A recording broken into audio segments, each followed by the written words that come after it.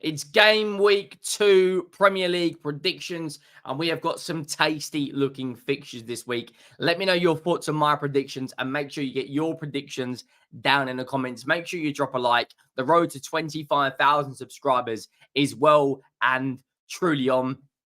And we start off the Premier League predictions game week 2 with Brighton versus Manchester United. In a game, the first game of the season, Brighton looked very, very, very strong, beating Everton 3-0. Of course, Everton had a man sent off, but Brighton were in complete cruise control for the majority of that game.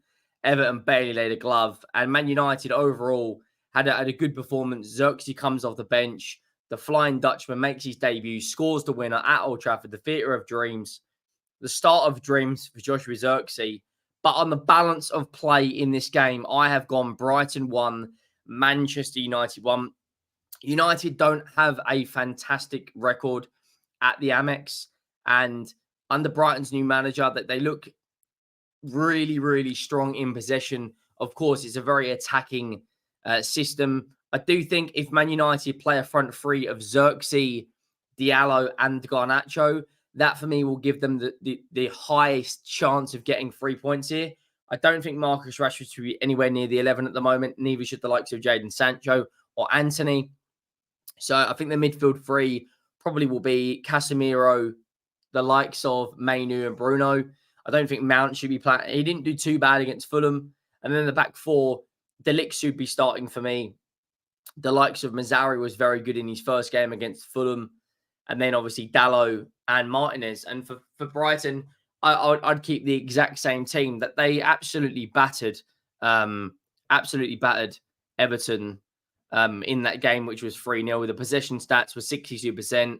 They had 10 shots, 5 on target. Clinical display from them was a very, very good team performance. And yeah, I don't really think anyone can really complain. Next up, we have got Tottenham versus Everton, a game in which Everton, first game of the season, like we just said, pummeled by Brighton, and have only got 14 players, I think, that are fit out of their 25-man squad in terms of first-team players. They've already got a few fitness problems, a few injury concerns. Tottenham, in my opinion, we should have battered Leicester Monday night. We had all the possession in the world, all the chances in the first half. But in the Premier League, if you do not take your chances, well, then you will be punished. It's as simple as that.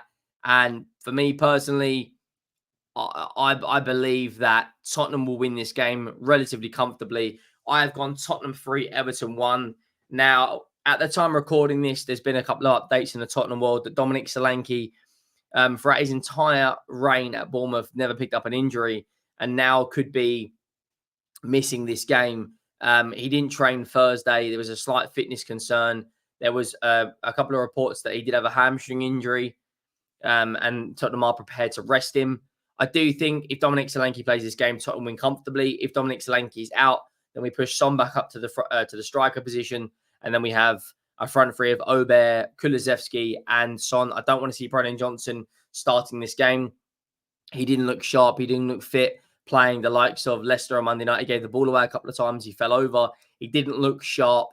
Obviously, the midfield is going to be interesting because Benson Core can't play because of the concussion side of things, the concussion protocol. Orbison will be back in from his suspension, or do we go Archie Gray, Bergvall, and Maddison and go all out attacking? I expect Everton to play a similar side other than Ashley Young against us. I think they'll be very strong from set pieces. I imagine it will be a typical Sean Dyche performance where it's 10 men behind the ball on the counter, play for set pieces, try and use Dominic Calvert-Lewin's aerial ability to beat us. But I have gone Tottenham 3, Everton 1. And then obviously up next, the other 3 o'clock kickoff is Manchester City Ipswich. I think if you're a fantasy player, this could be a good opportunity to triple captain Haaland, with no other striker really in and around the camp. And the likes of Oscar Bob, with his broken leg. Of course, they've just re-signed Gundogan.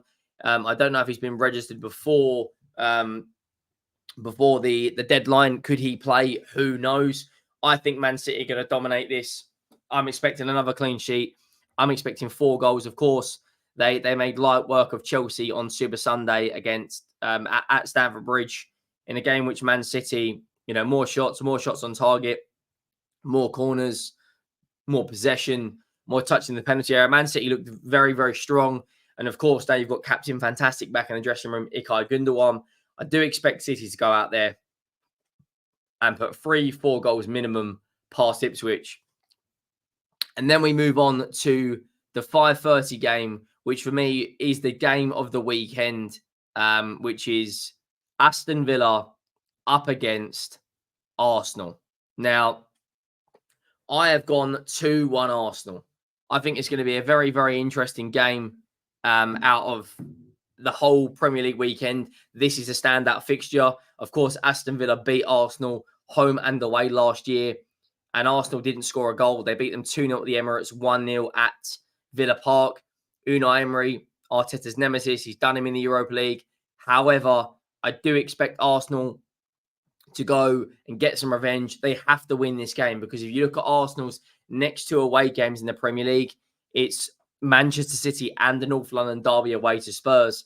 Now, Tottenham, who knows? We could be high flying by them, but this is the sort of games that defines Premier League titles. And Aston Villa had a very good result away to West Ham, first game of the season. It is their first home game of the season, and Aston Villa will fancy their chances. For me, Duran off the bench against West Ham, they've got some good options. Of course, Arsenal will go in as clear favourites because they're the better team. But with Aston Villa, with the likes of McGinn, Rodgers, Bailey, Watkins, Tielemans and Onana sitting in behind, strong defensive pairing of Torres and Konsa. You've also got Cash, Digne, options off the bench like Duran, Ian Matson, Jacob Ramsey, Diego Carlos. They've got some strong options. Arsenal, however, I do expect, obviously, Mikel Merino's got the here we go. I imagine that will be announced probably over the weekend at some point from the Arsenal socials. I think Arsenal just need to go again. I personally, if I am an Arsenal fan, if I was an Arsenal fan, I would want to see the likes of Leandro Trossard start this game. Martinelli's decision-making against the Wolves game was not at his best. And I personally would have a front three of Saka, Havertz, and Trossard with Odegaard, Partey, and Rice in behind. It may be worth playing Calafiori this game. Zinchenko in the 1v1s up against Leon Bailey. He could cook him, but I think if Calafiori's there, he deals with it a lot stronger. And then we move on to Sunday's games. And the first game up is Wolves against Chelsea. Now, of course, Chelsea played last night against Serviette in a game which, of course, they won, but they didn't look very strong. I have gone Wolves 1, Chelsea 1. I do think this will be a much tougher game than people are anticipating from Chelsea's perspective. Chelsea, of course, lost first game of the season against City. Looked relatively good, but I thought they only looked good because City took their foot off the gas. It's a Chelsea side now that, last night we saw Madueke and we saw Nkunku on the score sheet. I do personally believe Chelsea will make a number of changes from that side that played against City. Lavia has got to play this game for me. He was their best performer against Manchester City. Wolves had some good chances against Arsenal the weekend just gone. David Raya had to make a couple of worldy saves. I personally believe that when it comes down to it, Chelsea should be going into this game favourites, but as it's Wolves' first home game and they've been a tricky customer for some of the bigger teams last year, they beat Spurs, they beat City, they made it hard for Arsenal. I believe, personally, Wolves get something out of this game.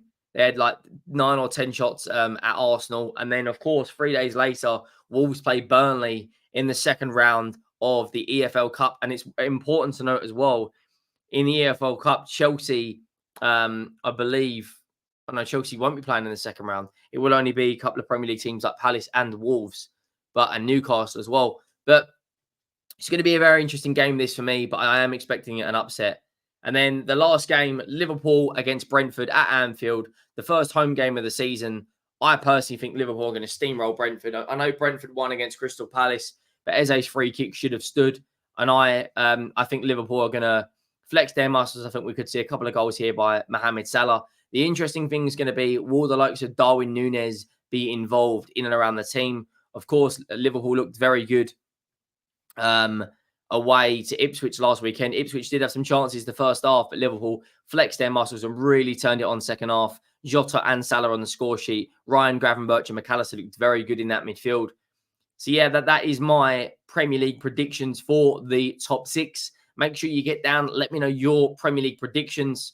There is no Monday night kickoff. The EFL Cup is back Tuesday and Wednesday. And then before you know it, the Premier League is back next week with the opening kickoff, Arsenal versus Brighton. Let me know your thoughts. Make sure you have subscribed to the channel. I'll see you all soon. Thank you all for watching. I am